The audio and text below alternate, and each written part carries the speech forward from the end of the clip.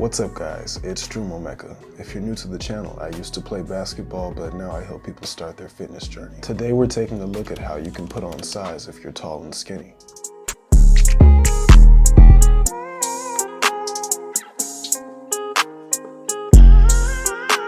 When I started my fitness journey, I was 195 pounds and had absolutely no idea what I was doing.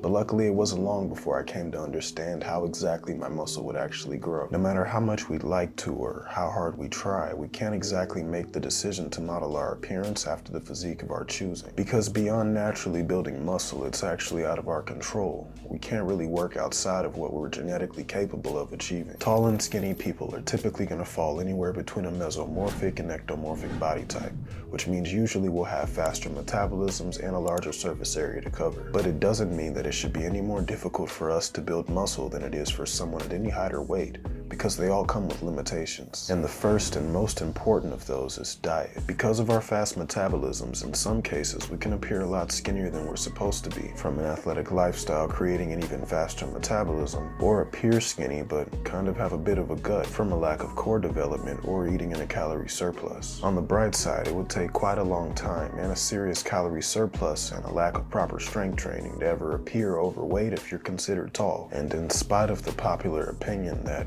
having abs all year round is considered unhealthy, when you're tall, not overweight, and in any kind of athletic shape, it's kind of hard not to. For me, getting enough to eat has often proven to be difficult in terms of expenses and actually being hungry enough to eat. Coming from an athletic background, I used to struggle with being hungry after any form of rigorous cardio.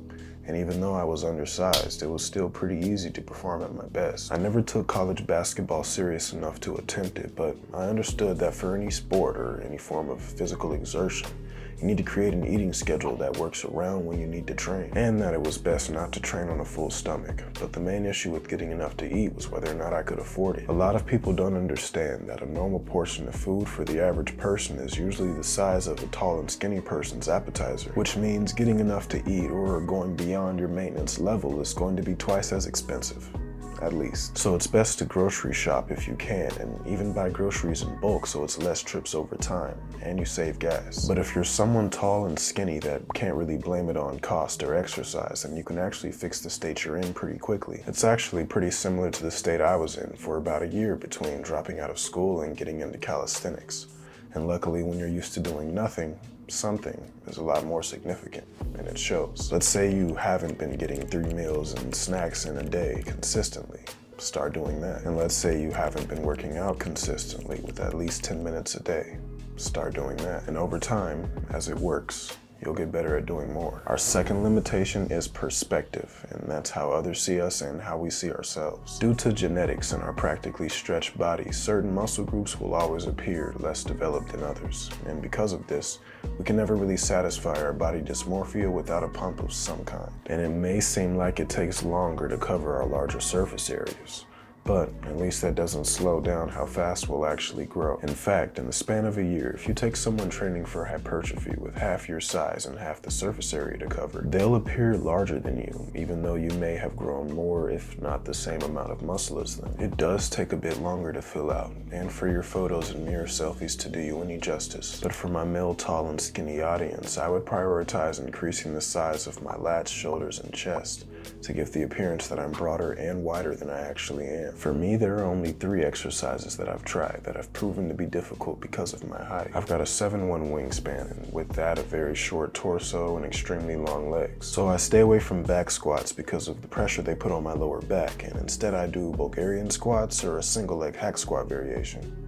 and leg extensions. I also stay away from deadlifts, also for the lower back reason, and instead I do Romanian deadlifts and a seated or laying down hamstring curl. And lastly, the lat pull down. Now, I don't avoid it, but I do adjust my positioning to slightly elevate my chest and lean back so I can get a full range of motion without hitting the top of the machine. To begin to overcome the lack of size across our larger surface areas, I think it's important to prioritize progressively overloading, training closer to failure, and volume over strength in the beginning. That's because normally you can associate a stronger individual with a bulky or somewhat jacked build, But with an ectomesomorphic body type, that's not really the case. Smaller surface areas don't require as much repetition and volume to reach hypertrophy. But for the tall and skinny, I recommend you lower the weight and go through a full range of motion so you can reach fatigue from actually pumping the weight instead of struggling to push or pull. Still, the hypertrophy range is going to be between 6 to 20 plus reps, and to keep a higher volume in mind, I'd stay between 12 to 15 reps, which studies have shown to be more optimal. I didn't just make that up.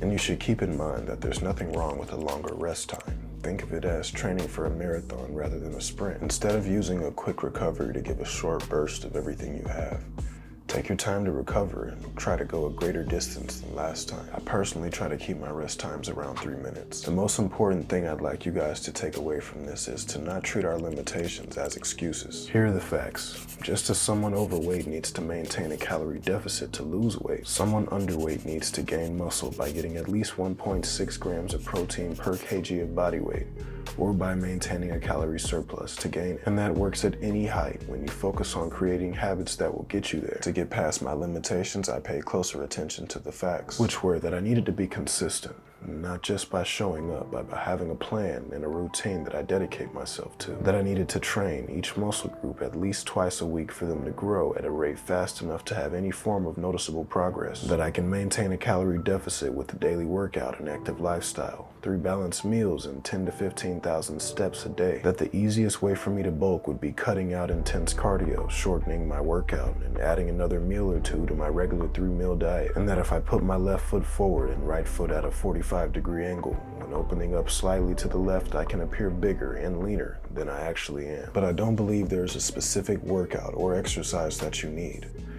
because you never know what just might work for you. If you like this video, please give it a thumbs up and subscribe for more. I post content daily to help you start your fitness journey. Now let's work smarter.